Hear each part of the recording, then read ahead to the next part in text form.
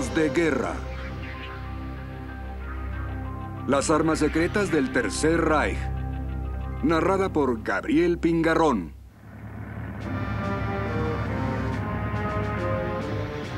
A principios de mayo de 1940, las valerosas fuerzas armadas del Wehrmacht marcharon a Occidente y arrasaron con todo a su paso. En menos de 3 semanas, Bélgica, Holanda y Luxemburgo fueron víctimas del veloz movimiento del Blitzkrieg nazi.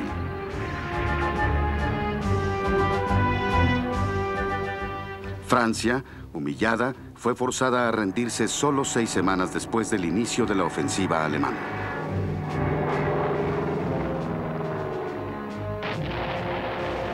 La maquinaria de guerra nazi parecía invencible. Solo la acosada Gran Bretaña se interponía entre Adolfo Hitler y el dominio total de Europa.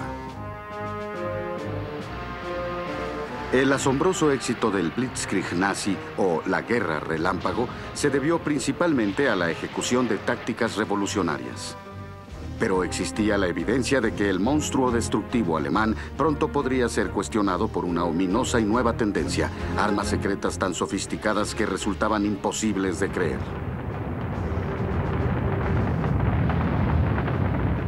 Se escuchaban advertencias sobre cohetes gigantescos que podían viajar al espacio y precipitarse sobre sus objetivos a muchos cientos de kilómetros de distancia. Existían rumores sobre rayos electrónicos capaces de guiar a los bombarderos hacia sus objetivos en la oscuridad o el mal tiempo. Incluso se hablaba de bombas guiadas que podían ser dirigidas exactamente hacia sus blancos en la superficie. En noviembre de 1939, en la oficina del agregado naval británico en Oslo, Noruega, fue encontrado un paquete misterioso. Nadie supo de dónde había salido o quién lo había entregado, pero contenía información difícil de creer. El paquete fue conocido más tarde como el Informe Oslo, Nigel West. El Informe Oslo fue un obsequio. Se trataba de un documento anónimo con la intención de divulgar información sobre los últimos avances tecnológicos en Alemania. Estos eran descubrimientos científicos con grandes aplicaciones militares. Estos iban desde armas dirigidas directamente hasta espoletas de proximidad. El Informe Oslo fue entregado al MI6, el servicio secreto británico en Londres. Su contenido fue considerado tan increíble que al principio la mayor parte de la comunidad científica pensó que había sido elaborado para confundir e intimidar a la ya sitiada Inglaterra.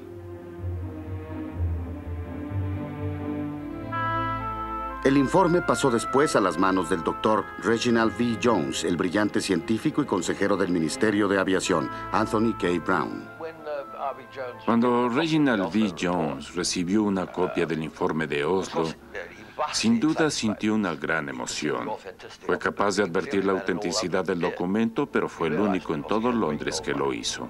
Supo que tenía un tesoro en las manos. El Dr. Jones era un joven científico a quien el Ministerio de Aviación había solicitado ayuda para la selección e interpretación de la información secreta sobre la tecnología militar alemana. El Dr. Jones tenía una habilidad intuitiva para determinar, a partir de la más mínima evidencia, de qué nueva arma alemana podría tratarse. Jones consideró que el informe de Oslo podía ser auténtico.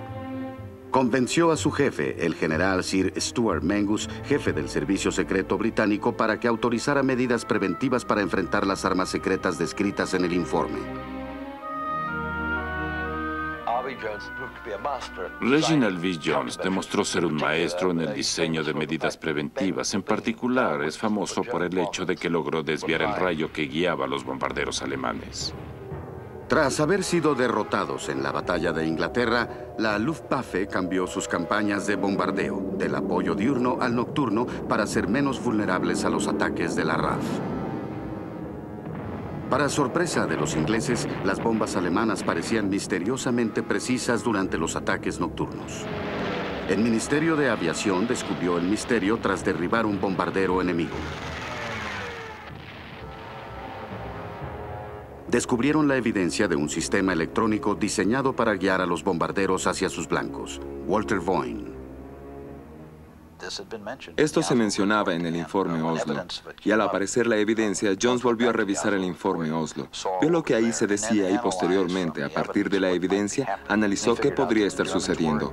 Así descubrió que los alemanes estaban usando algo llamado Nickbein. Era un mecanismo mediante el cual el piloto alemán seguía un rayo que se interceptaba en algún punto con un segundo rayo. Al llegar a este punto, el piloto soltaba la bomba. Resultaba bastante exacto. El Dr. Jones ideó un ingenioso sistema para detectar la frecuencia del rayo usado para guiar a los bombarderos. Una vez determinada, otra señal era superimpuesta sobre el rayo de la Luftwaffe. La señal inglesa era más poderosa que el rayo alemán, además de ser indetectable. La nueva señal alejaba de sus blancos a los bombarderos. Esto traía como consecuencia que la Luftwaffe a menudo soltara sus bombas sobre campo abierto y lagos. Reginald V. Jones estaba ayudando a Inglaterra a librar lo que Winston Churchill llamó la Guerra del Mago, un nuevo tipo de combate donde la ciencia avanzada y la tecnología eran las armas a elegir. Claro que esta batalla habría sido mucho más difícil sin la ayuda del misterioso Informe Oslo.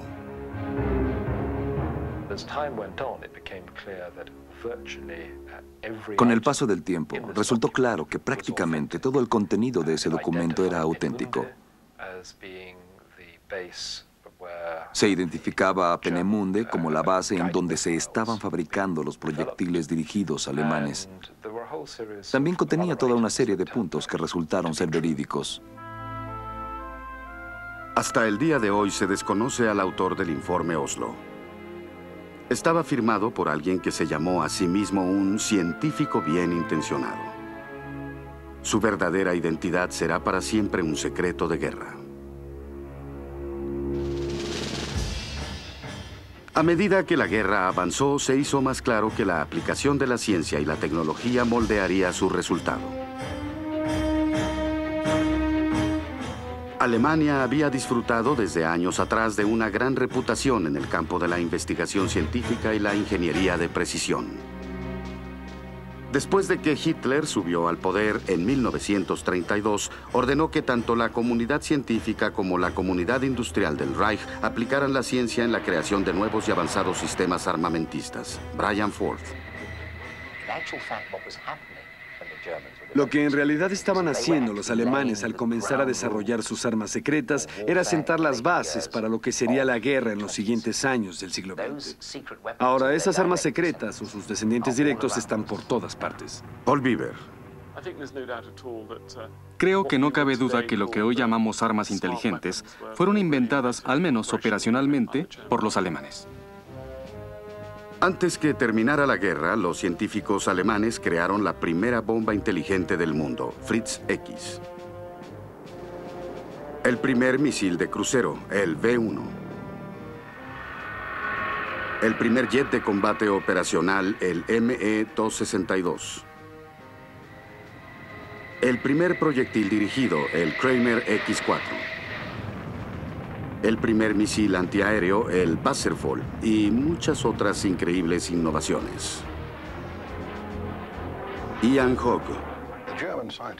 Los científicos alemanes tenían una buena reputación de ser ingenuos. Tuvieron ideas que nadie más tuvo. Desarrollaron tecnologías que nadie más desarrolló.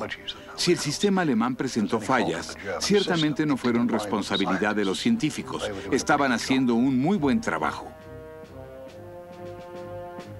Irónicamente, el hombre que impidió que los científicos alemanes arrasaran completamente con los ingleses fue Adolfo Hitler.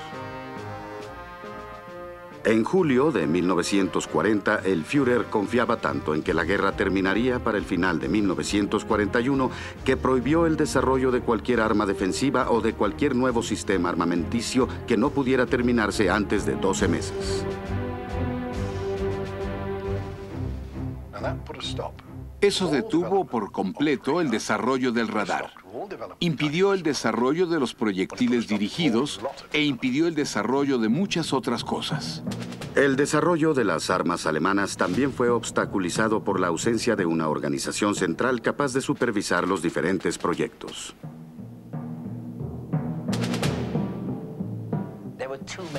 Demasiadas personas estaban tomando las decisiones. Tenían 4 o 5 oficinas independientes, cada una de las cuales decía representar a Adolfo Hitler. Eran personas investigando el mismo problema y duplicando sus esfuerzos por toda Alemania. En términos de eficiencia organizacional, era un completo desastre.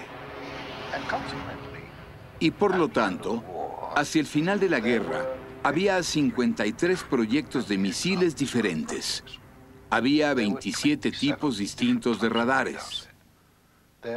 Existían algo así como 35 bocetos diferentes de espoletas de proximidad, todos realizados por diferentes personas que no se hablaban entre ellas.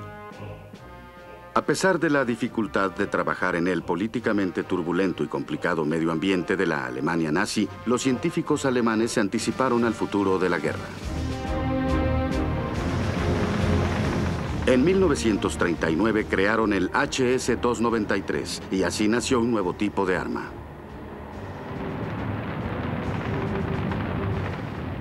Lo llamaron proyectil dirigido. Aún antes del inicio de la Segunda Guerra Mundial, Alemania comenzó a desarrollar armas para aumentar la efectividad de sus aeronaves durante los ataques a los acorazados de guerra. El bombardeo en picada dio algunos resultados, pero los aviones de ataque eran muy vulnerables al fuego antiaéreo.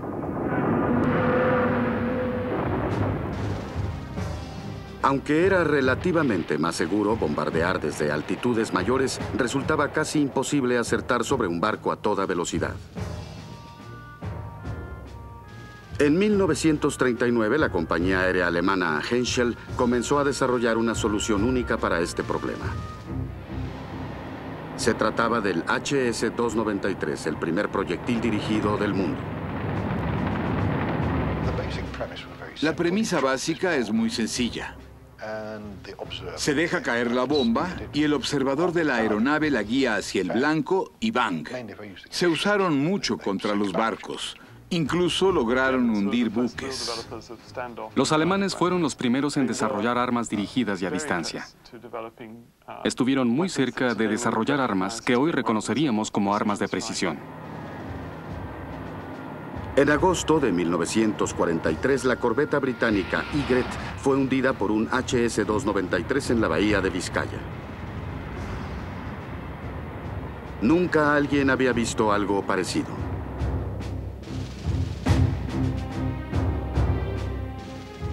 A diferencia del HS-293 activado por un cohete, el Fritz X era un bombardero de caída libre antiflota con una ojiva de combate blindada. También tenía las alas y la cola controladas por radio, que un operador podía operar mediante una palanca. Esto permitía que el operador pudiera volar con el Fritz X directamente hasta el blanco.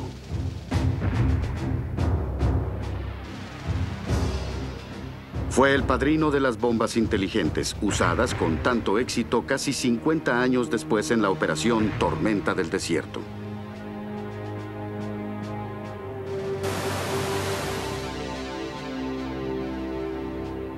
El pavoroso potencial de la nueva arma inteligente del Reich no se perdió en los aliados.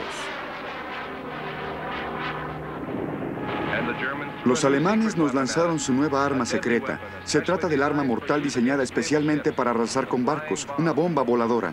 Es lanzada desde un avión y después es guiada por ondas de radio hasta su objetivo. Durante la batalla de Anzio, la Armada norteamericana tomó una nueva medida en contra de las bombas voladoras. Chris Curry.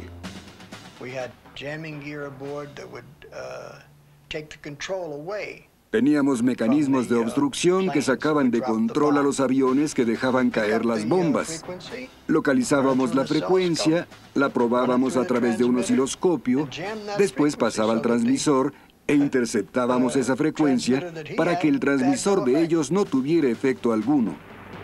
Las medidas electrónicas salvaron muchos barcos durante los aterrizajes en Anzio y Salerno. Combatimos 40 bombas planeadoras que hubieran significado 40 barcos hundidos de haber llegado donde debían. Para prevenir los efectos de interferencia electrónica, los diseñadores alemanes crearon armas a control remoto imposibles de interceptar, los primeros equipos teledirigidos.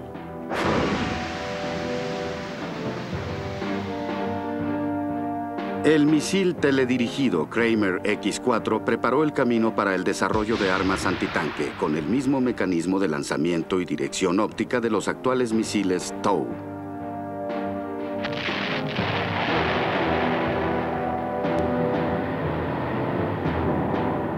Una de las desventajas de usar estas armas inteligentes era que la plataforma de lanzamiento debía permanecer por encima del blanco mientras el arma era guiada hacia el barco.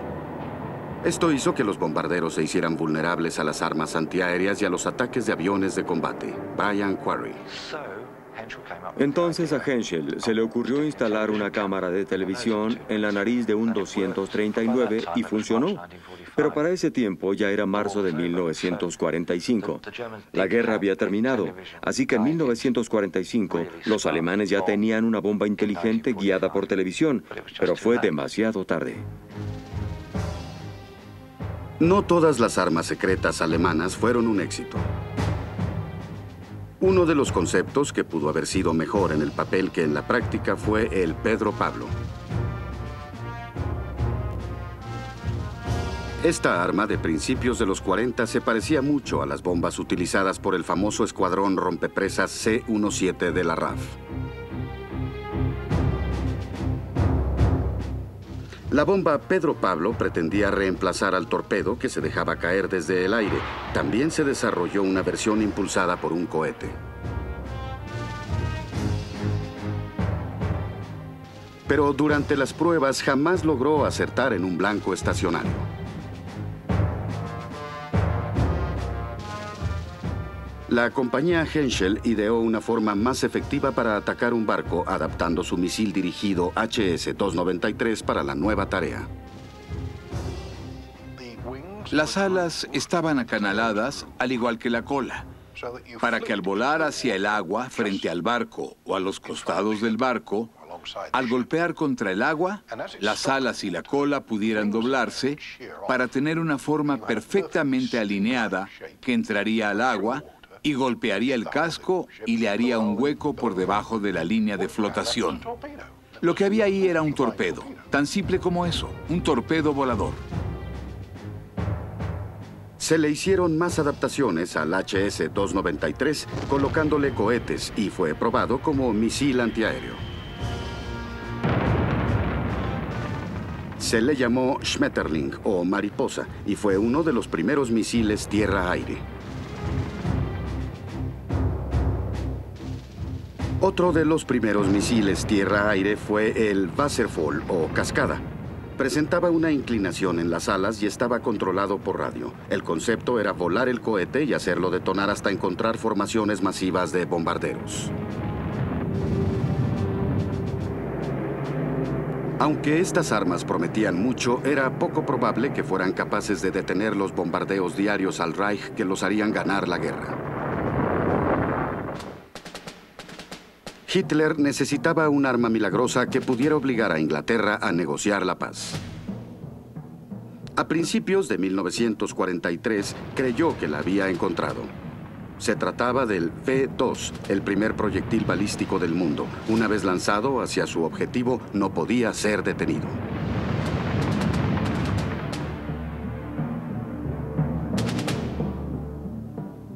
Mientras el ejército desarrollaba el V-2 a principios de los 40, la Luftwaffe comenzó a trabajar en una bomba voladora con un sistema de propulsión a chorro y sin piloto a bordo.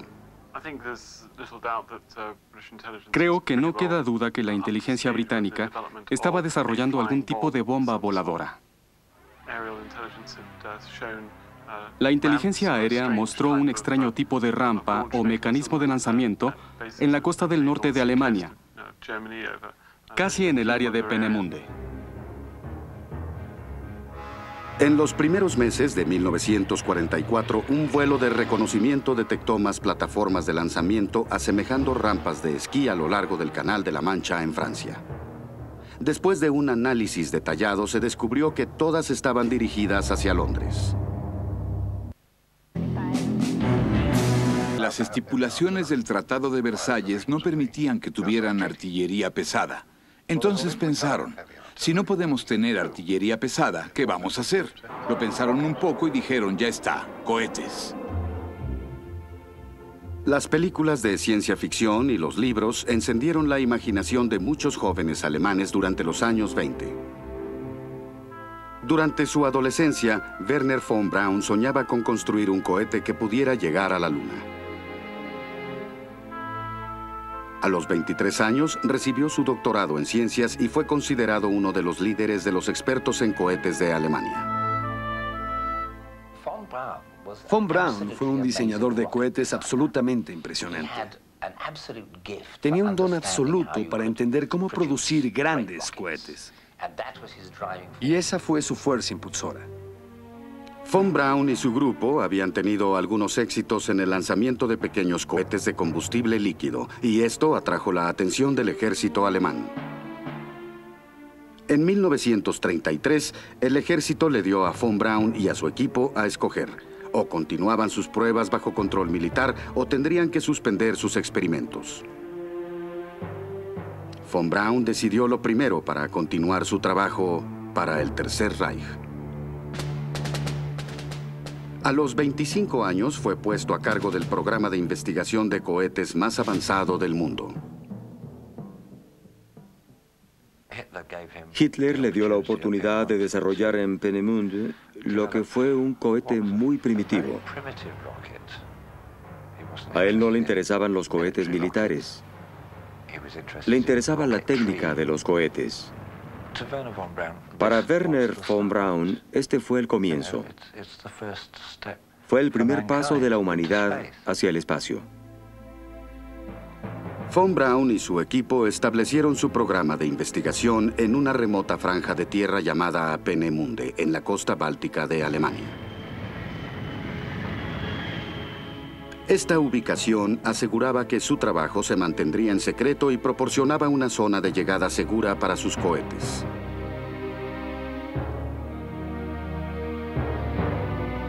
Comenzaron a enfrentar los intrincamientos de construir enormes cohetes de combustible líquido. Con el tiempo, los diferentes sistemas de dirección, combustible y motores fueron probados una y otra vez. Se hicieron muchas innovaciones impresionantes mediante prueba y error.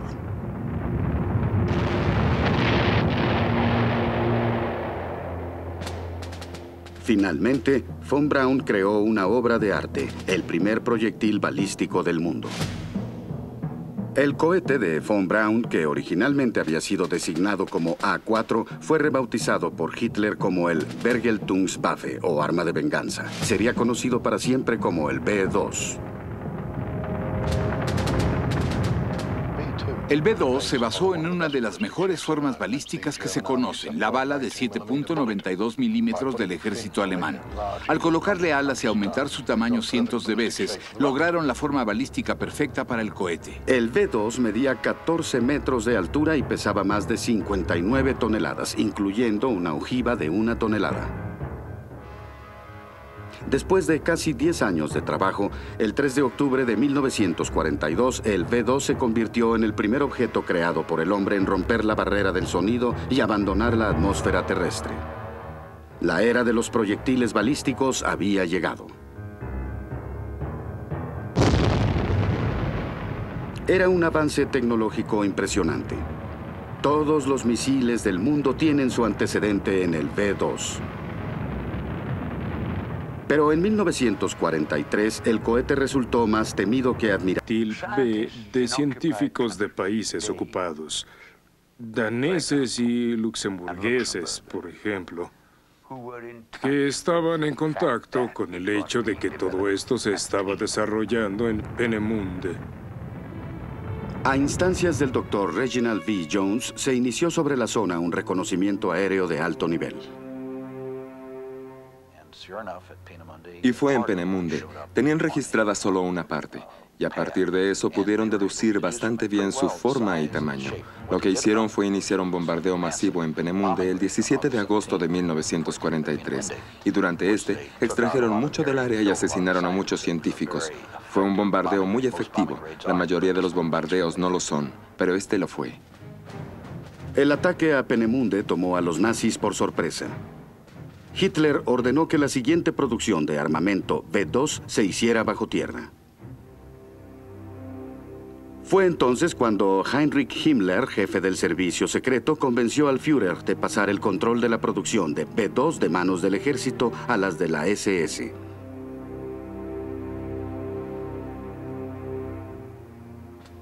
La nueva planta secreta de ensamblaje del V2 fue montada bajo las montañas Harz, cerca del poblado de Nordhausen. La SS también proporcionó la fuerza de trabajo para la nueva instalación de Mittelwerk. Eran trabajadores esclavos de los campos de concentración vecinos de Dora y Buchenwald. Cuando von Braun expresó su consternación por la SS y sus métodos, Himmler lo envió a la cárcel una semana. El hecho de que von Braun fuera indispensable fue probablemente lo que le salvó la vida.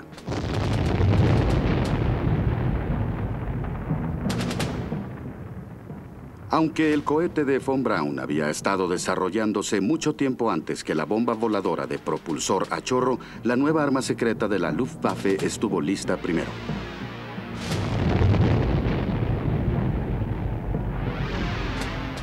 Como resultado de ello, Hitler la convirtió en la primera de sus armas de venganza o Vergeltungswaffe. Muy pronto fue conocida como V1. Medía casi 8 metros y contenía cerca de 1 tonelada de explosivos.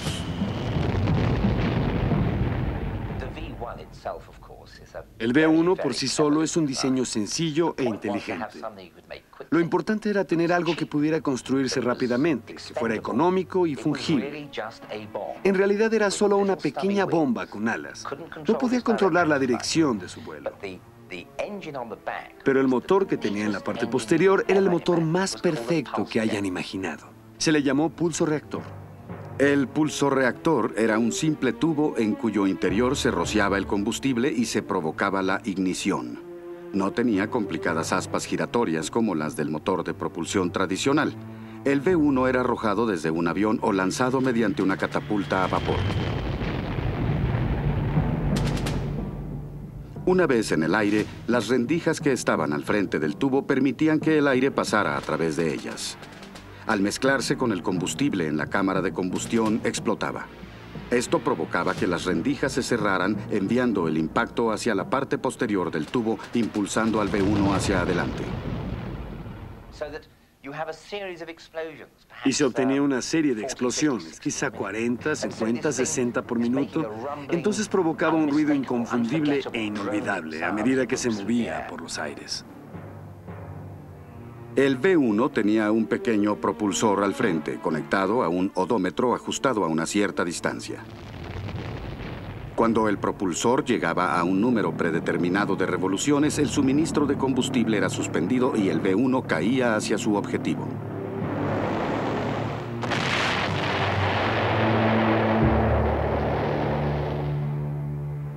El V1 no era un arma sofisticada ni de precisión, pero esto no era necesario ya que era efectiva.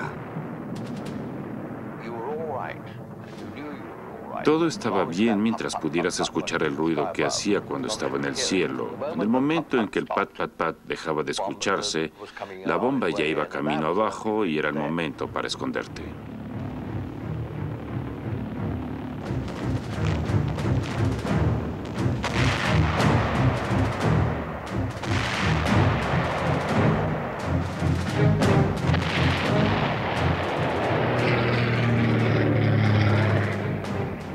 El V1 podía ser neutralizado por fuego antiaéreo o mediante interceptores. Aún así, los V1 lograron mantener a Londres en el terror.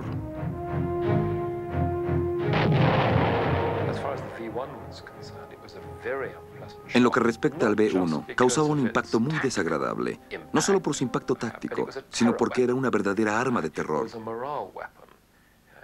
Era un arma moral, cuya intención era socavar a una población, y por supuesto, indiscriminadamente.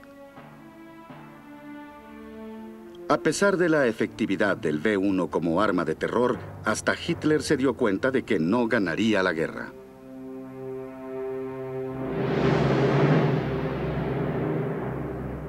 Un solo ataque aliado integrado por 1000 aviones bombarderos dejó caer más explosivos en una misión que todos los ataques con B-1 sumados.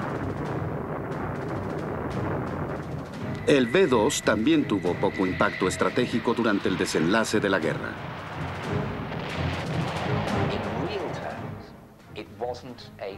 En términos reales, no fue un asesino exitoso, gracias a Dios. Con frecuencia se ha dicho que murió más gente durante su construcción que a causa de sus efectos. De los 60.000 esclavos que trabajaron en la fábrica de armas V en Mittelberg, más de 20.000 murieron por hambre y abusos cometidos por los salvajes miembros del servicio secreto.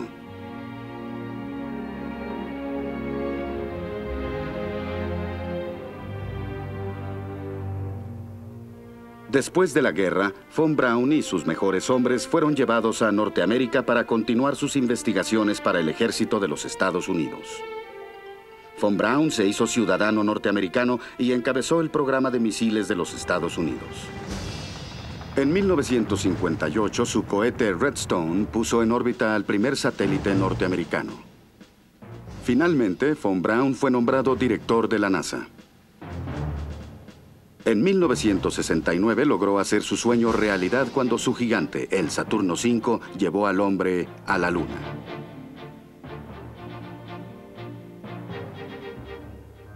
Otros programas de armas experimentales alemanas estaban aún muy lejos de alcanzar a los cohetes de von Braun. A principios de 1944, la aeronave de guerra más extraordinaria entró a escena en los cielos alemanes. Para el asombro de las tripulaciones de los bombarderos aliados, la era del jet había llegado. Algunos de los proyectos más secretos de la Alemania nazi giraron en torno a la creación de una nueva y revolucionaria aeronave impulsada por motores de propulsión a chorro o por cohetes. La primera evidencia de estos proyectos salió a la luz después de una útil pista que salió de la propia instalación secreta de la RAF en Boscombe Down, Brian Quarry. La inteligencia británica sabía que los alemanes estaban desarrollando aviones movidos a propulsión o con cohetes, porque las fotografías de reconocimiento de Peenemünde mostraban unas extrañas sombras negras sobre las pistas que los había inquietado mucho. Y después alguien de la RAF en Boscombe Down dijo, estamos experimentando con jets y dejan el mismo tipo de huella en la tierra. Entonces, para marzo de 1943, ya sabíamos que los alemanes estaban haciendo pruebas con jets. Este asombroso descubrimiento por parte de la inteligencia confirmaba los informes de trabajadores extranjeros simpatizantes sobre los extraños aviones sin propulsores. Esto causó un efecto inmediato en la Real Fuerza Aérea, Paul Beaver. Esto se tradujo en que los ingleses aceleraron su jet caza, el Meteoro. Entró en acción en julio de 1944. Para el final de la guerra ya tenían 200 y se realizaron batallas entre jets. Eran las primeras de este tipo que se libraban en 1945 sobre Alemania. Irónicamente, ambos países pudieron haber puesto en acción a sus jets antes que la guerra comenzara. En 1930, Frank Whittle había presentado su motor a chorro al Ministerio de Aviación. Pero el ministerio consideró que el nuevo motor representaba un gasto innecesario. El alto mando de la Luftwaffe estuvo presente cuando el jet experimental de Ernst Heinkel, el HE-178, hizo historia el 27 de agosto de 1939. Ese día voló por primera vez el primer jet, Brian Ford. Imaginen a todos en la Luftwaffe diciendo, es maravilloso, adelante, hijos míos. ¿Pero fue así? Claro que no. Era ilógico que decidieran costear jets para Alemania durante los años clave de la Segunda Guerra Mundial. La Luftwaffe estaba bastante conforme con sus aviones de combate estándar, los Messerschmitt o ME-109. Al alto mando no le interesaba un motor a chorro, a pesar del hecho de que podría mejorar dramáticamente el desempeño y velocidad de un avión de combate. Lo peor fue que cuando estos proyectos fueron detenidos, muchos de los científicos y de los ingenieros que habían trabajado en ellos terminaron en el ejército y fueron enviados al frente ruso. No fue sino hasta 1943 cuando se levantó la prohibición a las pruebas. Ian Hogg. En primer lugar, tuvieron que ir a buscar a todos los científicos que aún estaban escondidos en las trincheras en Rusia y que no habían sido asesinados. Después, traerlos de regreso para volver a comenzar los programas de investigación. Esos 2 años fueron determinantes. De no haber existido esta prohibición, solo Dios sabe lo que hubiera pasado. Uno de los programas de armamento que fue demorado significativamente fue el del jet caza ME-262. Con una velocidad de 200 kilómetros por hora mayor a la del mejor avión de combate aliado, pudo haber sido un factor decisivo en la guerra de haberse usado antes. No cabe duda que de haberse usado los jets en la batalla de Inglaterra, hubieran podido arrasar con la Real Fuerza Aérea, y la invasión habría sido mucho más sencilla. De hecho, la invasión habría ocurrido. Al suspender la prohibición, la industria aérea alemana trató de recuperar el tiempo perdido. Sin embargo, el Reich estaba siendo víctima de bombardeos estratégicos por parte de la Fuerza Aérea estadounidense y la Real Fuerza Aérea las 24 horas del día. En medio de este ambiente caótico, Messerschmitt pudo crear el ME-163 Comet, el primer avión en el mundo impulsado por cohetes.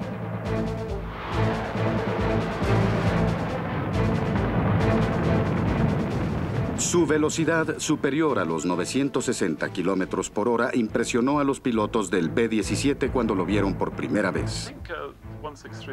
Creo que el 163 fue efectivo durante su etapa inicial. Cuando apareció por primera vez contra los bombarderos B-17, fue visto como un arma de terror y con capacidad desmoralizante. Creo que en ese momento, los aliados se dieron cuenta de que era un arma a la que no podrían enfrentarse. No podían interceptarla. Mientras el ME-163 era atacado con cañones y cohetes, este se escabullía entre las formaciones de los bombarderos B-17 destruyéndolos en el camino. Entonces bajaba para cargar más combustible y subía para seguir atacando.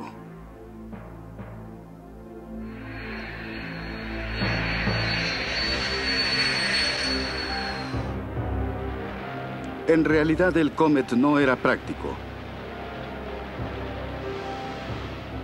Era muy vulnerable al fuego de los aliados cuando bajaba rumbo a su base.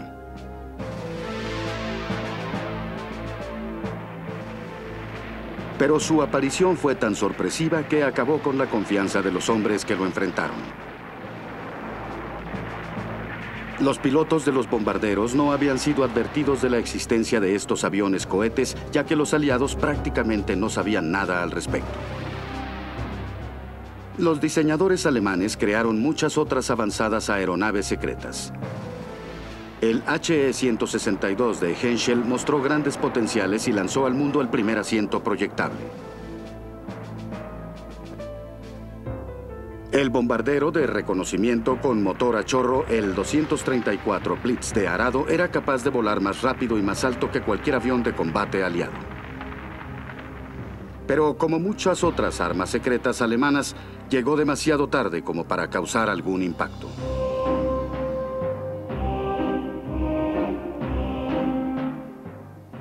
Al igual que la Luftwaffe y el ejército, la Armada alemana también creó su dotación de armas secretas. En 1943 le presentaron al Führer un plan para atacar a los Estados Unidos con proyectiles B-2 lanzados desde submarinos. A Hitler le fascinó el plan. Su primer blanco sería la ciudad de Nueva York.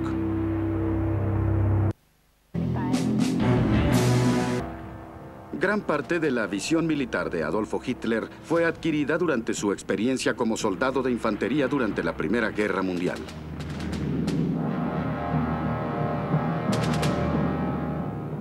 Su renuencia a construir armas defensivas surgió de su idea de que la mejor defensa es una buena ofensa. Adoraba el poder de la artillería. Por eso aprobó la construcción de la pieza de artillería más grande del mundo, la supersecreta HDP, o bomba de alta presión, Walter Boyne. Querían construir un cañón con un barril de 136 metros de longitud, con muchos tubos conectados por donde eran disparadas cargas adicionales para mantener el movimiento del proyectil que apuntaba hacia Londres. La idea era construir toda una batería de estas cosas para hacer un bombardeo. Este era el pensamiento en 1918, bombardear al enemigo hasta hacerlo rendir. Hitler estaba tan emocionado con el proyecto que le concedió los más grandes honores. Lo llamó Vergeltungswaffe 3 o Arma de Venganza 3. También fue conocido como el Cañón de Londres o el V3. Sin embargo, algunos otros miembros del Reich lo llamaron ridículo. Este sistema requería que un proyectil fuera disparado a través de un barril de 136 metros de longitud. Sería necesario disparar cargas adicionales a medida que el proyectil fuera pasando para lograr aumentar su velocidad. Esto sí lograba aumentar la velocidad, pero también se originaban ondas de alta presión cuando una carga era disparada desde una cámara lateral que se encontraba con la carga de la cámara anterior, y esto iba formando lo que se llama una alta presión esporádica, que hacía que el cañón explotara. Aunque nunca fue probado, la construcción del V3 se inició en un complejo subterráneo en Mimoyex, Francia, al otro lado del Canal de la Mancha. En 1944, los aliados iniciaron su campaña de bombardeos para destruir los puntos de lanzamiento de los V2 y V1 en Francia. Al descubrir las vías del tren que conducían a la instalación subterránea, la bombardearon. El daño fue tan severo que el proyecto fue suspendido. El V3 jamás disparó un solo proyectil. La inteligencia aliada no tenía conocimiento del V3 o Cañón de Londres hasta que el sitio destruido fue inspeccionado después de la invasión en el paso de Calais al noreste de Francia.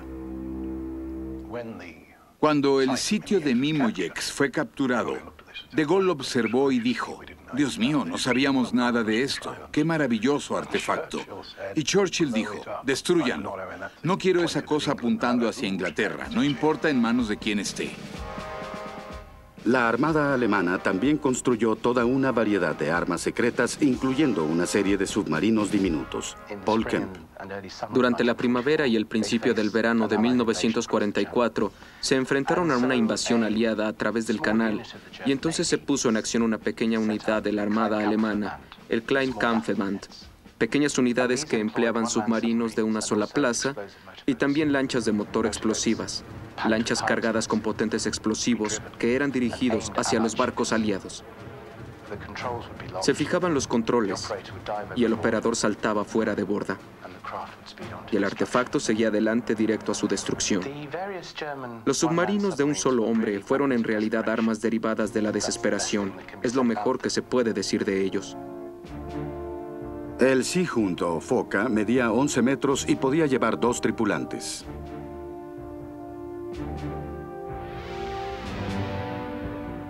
Estaba cargado con 2 torpedos o minas que podían ser disparados contra el casco de un barco enemigo. El Beaver o Castor medía 8 metros de longitud y podía llevar un solo pasajero.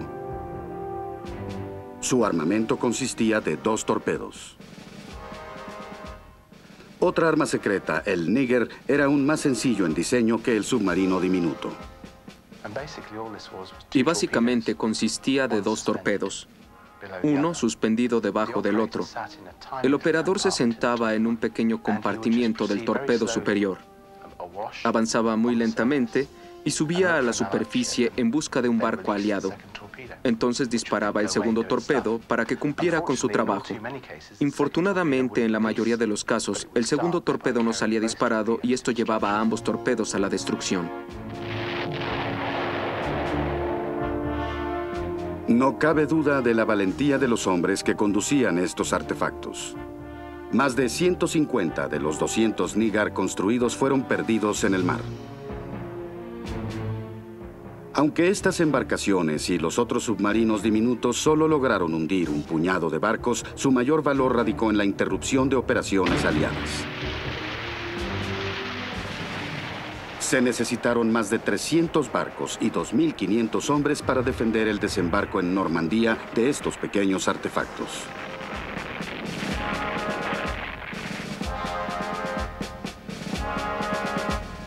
La Armada alemana también tenía grandes planes, incluyendo el llamado Lafarens Project.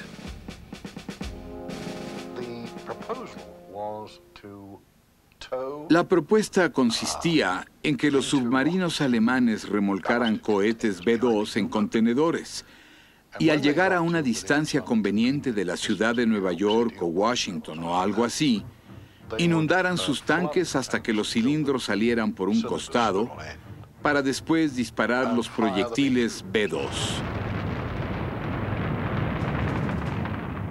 Este plan fue solo un sueño fantástico de la Armada alemana. De hecho, hicieron algunas pruebas para ver si era factible. Para mediados de 1942, los submarinos U-511 dispararon 3 proyectiles B-2 desde el fondo del mar. Esa era la primera vez que se hacía algo así. Aunque este proyecto fue abandonado, los victoriosos aliados no perdieron el concepto de los misiles balísticos lanzados desde submarinos. En la actualidad, los barcos más poderosos de los Estados Unidos y de la Armada rusa son submarinos capaces de transportar misiles intercontinentales armados con cabezas nucleares.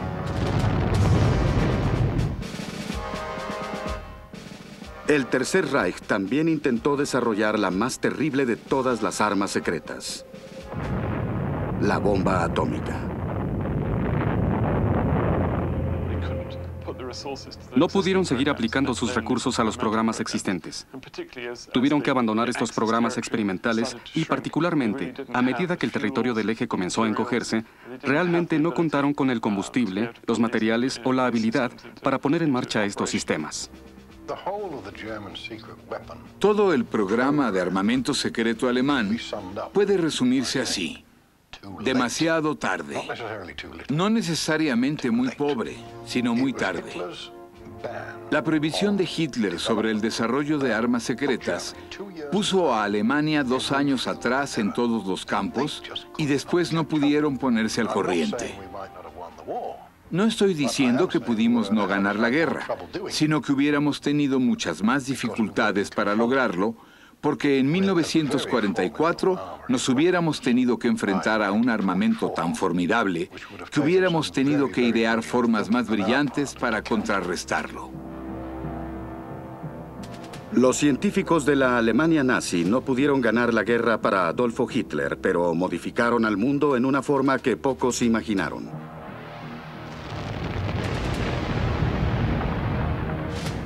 Sus cohetes B-2 llevaron al desarrollo del proyectil balístico intercontinental que constituye la base nuclear de las superpotencias actuales. Irónicamente, estas armas son tan increíblemente destructivas que han hecho que otra guerra mundial resulte inconcebible. Este es también el legado de los hombres que construyeron las armas secretas del Tercer Reich.